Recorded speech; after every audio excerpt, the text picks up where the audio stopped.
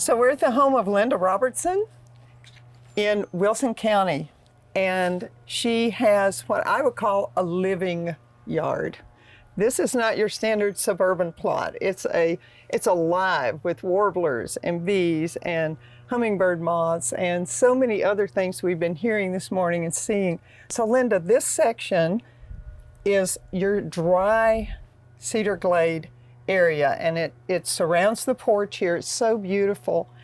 Tell us the inspiration around your plants and why did you choose these for this spot? Well, when we moved to Lebanon, we discovered the cedar glades, and I thought they were really ugly until around Easter time we saw these beautiful plants. We drove through the park and we saw these beautiful plants, and I could understand then why they made the Cedars of Lebanon State Park. Yeah. And these plants thrive where it's very dry, and this is I made this a very dry area. And I have tried to, like you say, to make a living landscape. When you drove in, you noticed a lot of green on both sides of the driveway. It was all covered in, it's all privet, honeysuckle bush, stilt grass, Japanese stilt grass, and every invasive you can imagine is all along the driveway. So I didn't want that in my yard, so I've tried to make a living landscape here with our native plants. And you can see all the bees and things buzzing around, and it's just beautiful. So here you have the Tennessee coneflower. It's not quite in bloom yet, right here, but this was once an endangered plant and is now taken off the endangered list because so many people have been able to propagate it. So, and tell us about the aster. Yeah, the aster here is the Symphiatricum oblongifolia. It's the aromatic aster, and it grows very well where it's dry. It blooms in the fall, so it's great for fall pollinators. And it continues to bloom through November, and will even take a light frost. Right. So it's a fabulous plant. And I see all kinds of things on it in my yard. So, right. And tell us about your phlox. Oh, the phlox is one of my favorite plants. Mine too. You turned me on to phlox. Right. It's I call it a bridge plant because normally this is blooming a little early, but it blooms profusely, and it blooms in shade and sun, in wet and dry. It's just an excellent plant. And butterflies love it too. Butterflies love it. It seeds very well. Also have in here, but we don't see it now, are butterfly weeds. They're only about this tall up. I can see them. That's right here. Yeah, butterfly weeds. And since we both seen monarchs already, yes, they will be laying eggs on that soon, even that tall. Yeah. So she's got them ready. Yeah, and we do have two endemic plants here. The Nashville breadroot right here is an endemic to cedar glades, and the Tennessee coneflower are the grown nowhere else in the world but cedar glades of this area. So very special plants. And you would think, as special as they are, they'd be hard to propagate, but they're not. They're not. They are not. So beautiful, beautiful. And I love the way the dark purple melts into the light purple there. Yeah. And you've got the pink and and then just the great. Yellow makes it pop. The hoary cocoon, Yeah. Oh, you have hoary cocoon? Yeah. I have been telling people for years to grow hoary cocoon because I've seen all kinds of things on it, monarchs and everything. And there it is, that gorgeous yellow.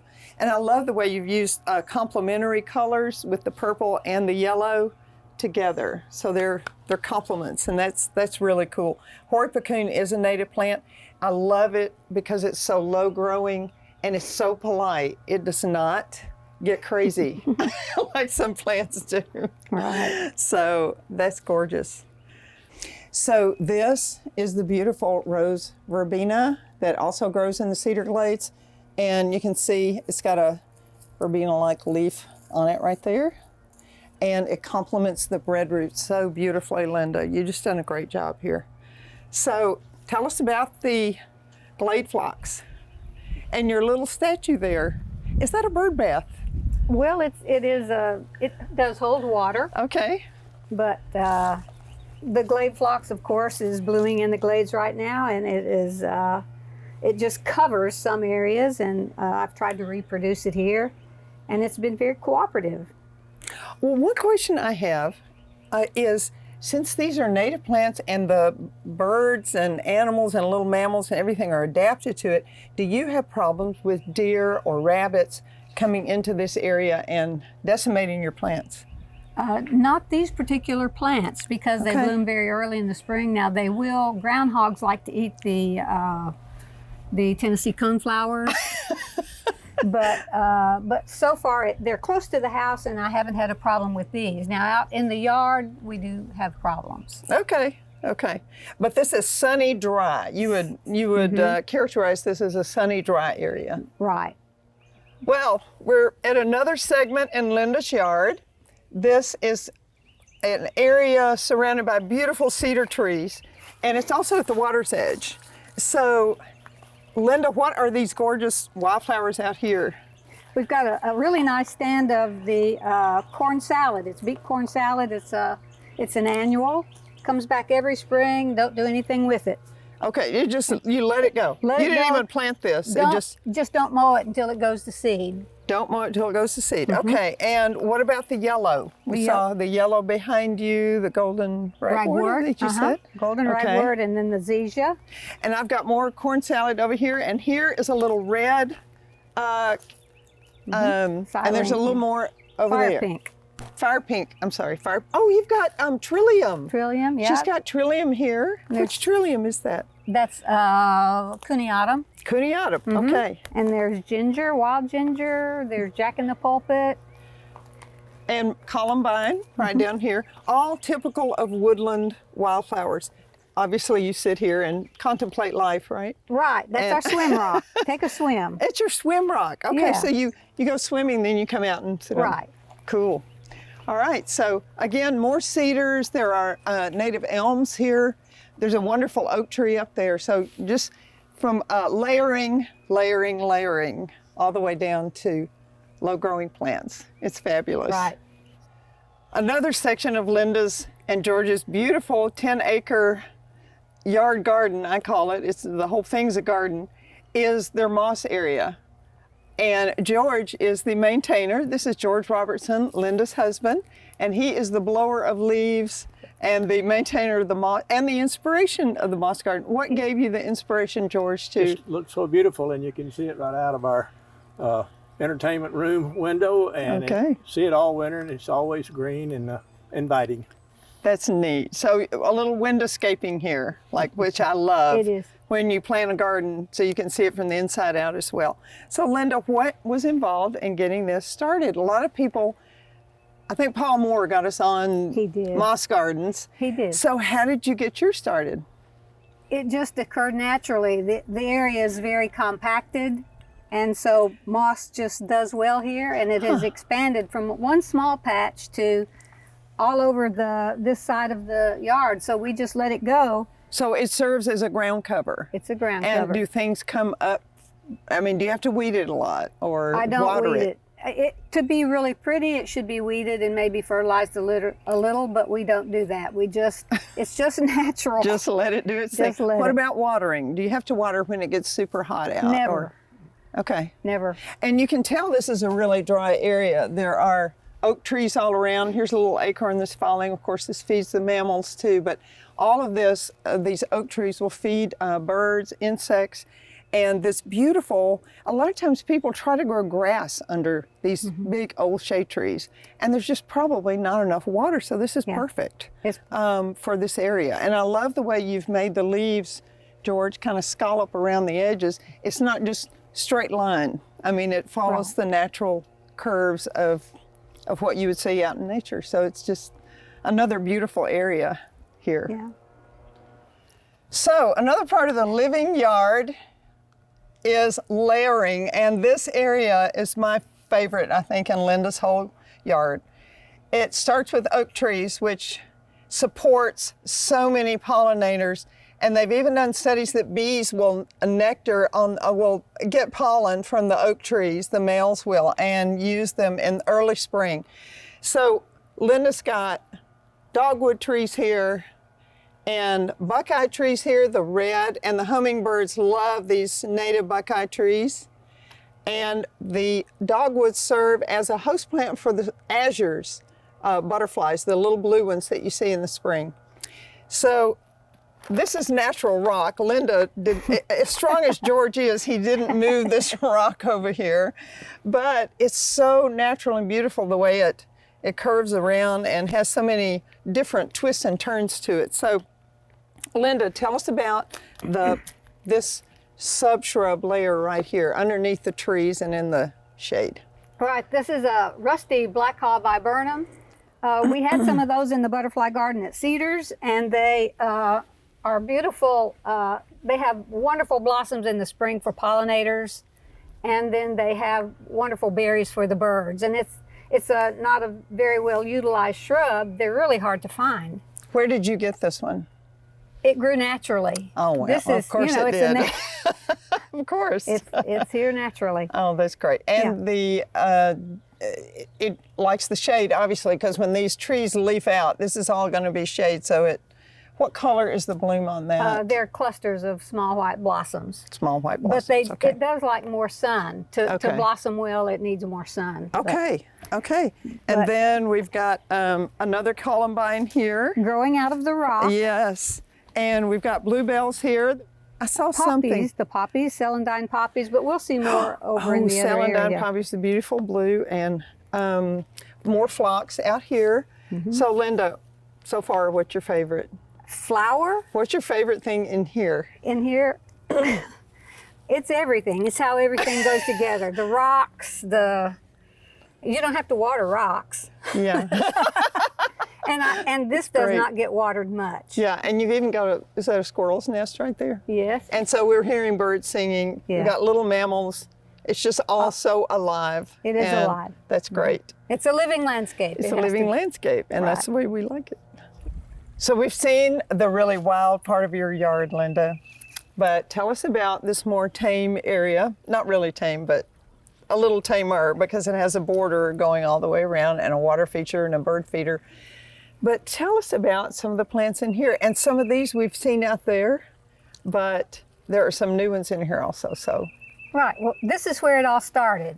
This was the beginning. This was the premiere. This was it. You okay. know, and the epicenter. The epicenter, right. Okay. It is. Because I wanted a little color in the front yard. And I was so enthralled with all the native plants that we saw when we went hiking and biking that I wanted that in my yard. I wanted it to be part of our landscape. Okay. So the only thing I'm really disappointed with are the azaleas that normally bloom at this time, but then the winter was so severe that it's nipped them back. And they are not native. But the native azaleas bloom a little later than these spring flowers do. And we've got blue-eyed Mary here that we have seen, but next to the celandine poppy, which is fantastic. And I like it because their heights are so similar, but their colors are so different. So. Right. And then we've got more phlox here, Phlox pilosa, which loves Linda's yard. And then we have the beautiful larkspur right here, and this one's even better with fresher and more beautiful. And there's the pink bluebell going to blue right there, so pretty. And you've got white trillium back there. Right, that's the flexipes. Flexipines, that's beautiful. And there's some blue cohosh right next to it.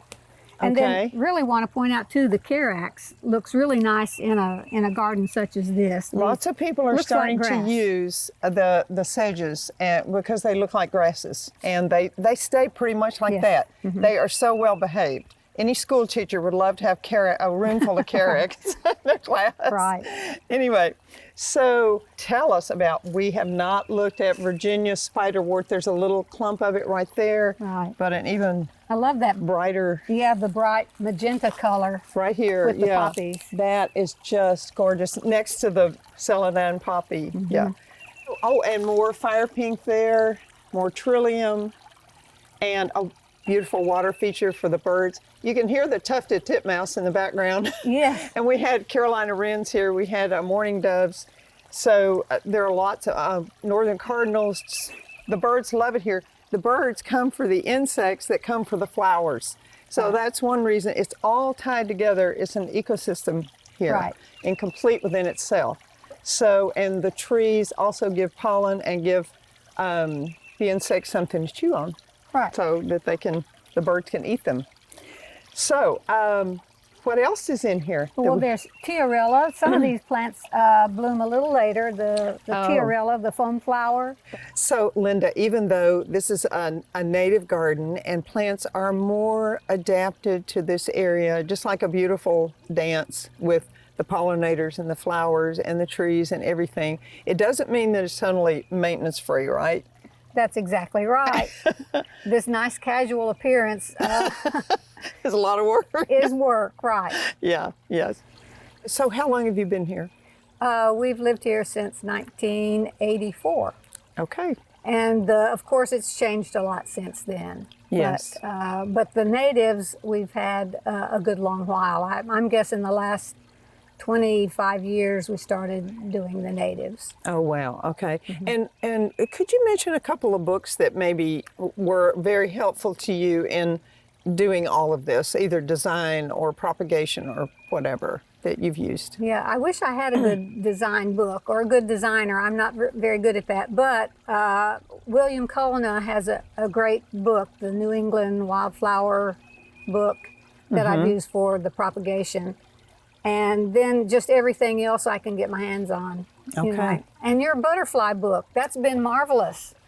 Thank You you. know, it's the best. It's the best manual of all manuals. So. Thank you. Thank you. Yeah. And Doug Tallamy, maybe, I think you Doug had said to me Tallamy, yes. before that his Bringing Nature Home had really inspired you too. Yeah, I I'm think. sorry I forgot that. Yeah, he's been really inspirational in constructing the living landscape. Yeah. Well, thank you so much. This Thank has been wonderful. Now I need to go home and get my hands in the dirt too. Thank you. Yeah, thanks for being here. We enjoyed it. For inspiring garden tours, growing tips, and garden projects, visit our website at volunteergardener.org and find us on these platforms.